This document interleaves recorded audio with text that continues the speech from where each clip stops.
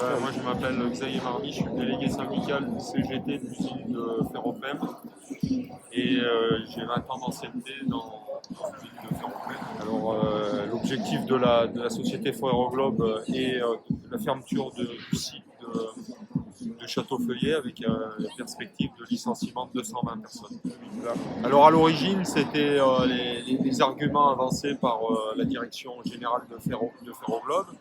C'était que l'usine de Château-Feuillet n'était pas rentable et que les productions faites dans cette usine n'étaient pas concurrentielles et que c'était des produits qui normalement étaient sur un marché en baisse.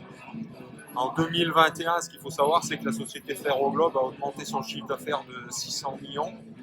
Pour nous, ça nous pose un problème quand même de justification économique, dans la mesure où tous les produits faits dans l'usine de Château-Feuillet, ferrosilicium, quasi, FeSi-MG, sont des produits indispensables dans la transition économique et énergétique du futur.